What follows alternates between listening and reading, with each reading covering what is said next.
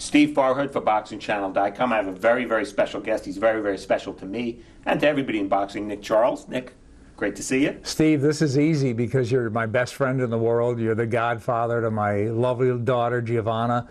And, you know, I've loved you for many, many years. So I'm going to be objective, but it's going to be hard because it's very subjective with you. Understood. There's nobody closer in the world. Well, I feel the same way as you know. Nick, one of the things that has marked your battle with cancer is how inspirational you've been to everybody else, and everybody who comes in contact with you, whether they know you just for a few minutes or for a lifetime, has said the same thing. But how do you view yourself having gone through this?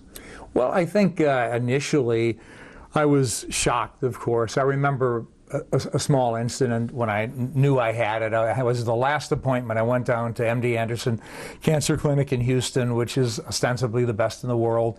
Had the last appointment on a dreary Monday afternoon, waited all day to get in, and they came back with the news that it was really bad. And I checked into a hotel that was attached to this huge complex, and I opened the curtains, and I looked at the University of Texas MD Anderson Cancer Center and big blue lights. It was dark.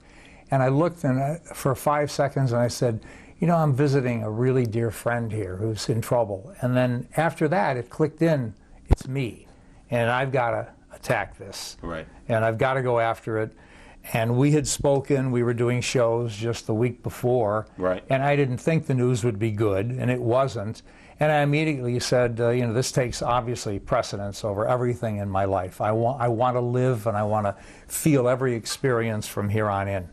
And I didn't feel a lot of pressure. You know, I went to work on it, give me the toughest stuff you have. I'm not trying to be a tough guy here, but I got to knock this thing out. I mean, I don't want to play games with this. It's very serious.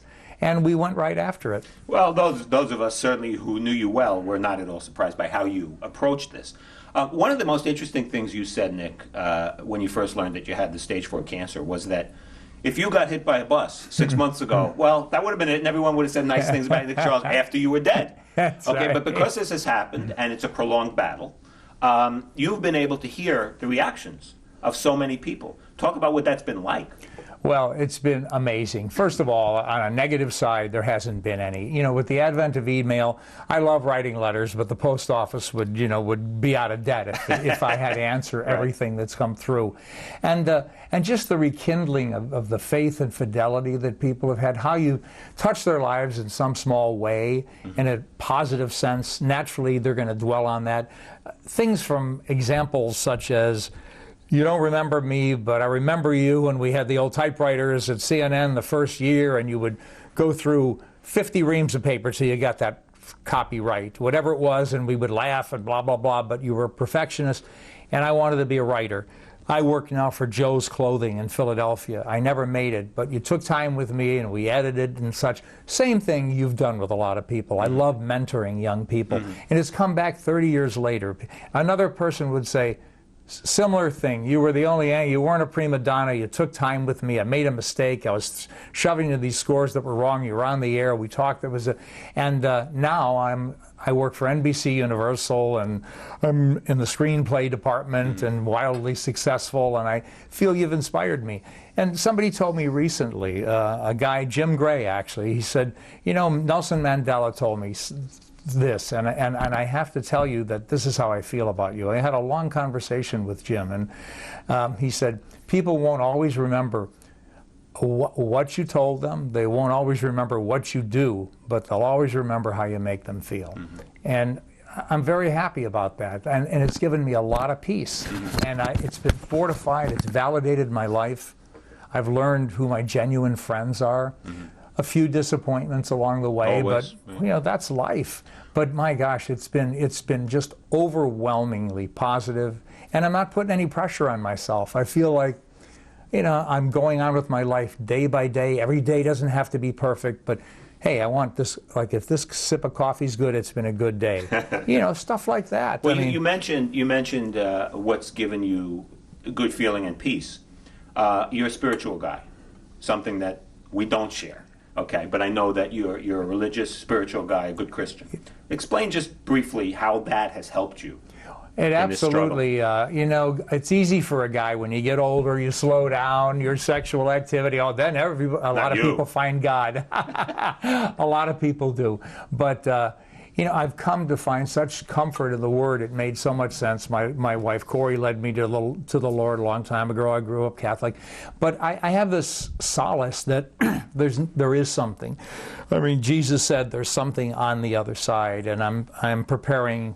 My Father's house has many mansions, and I'm preparing a place for you.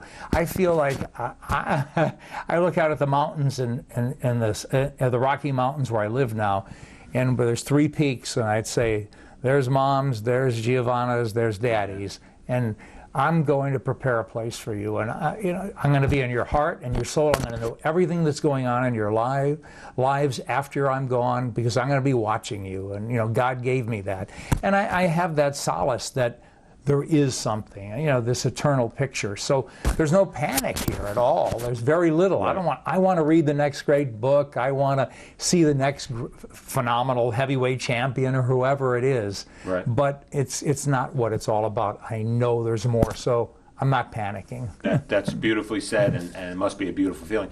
Last thing, Nick, for this segment of our interview, what you're going through is difficult under any circumstance, but is knowing that you've lived such a full life, and the average fan who sees NickCharles on TV has no idea what a full life you've lived. We've spent a lot of time together. Exactly. We chat.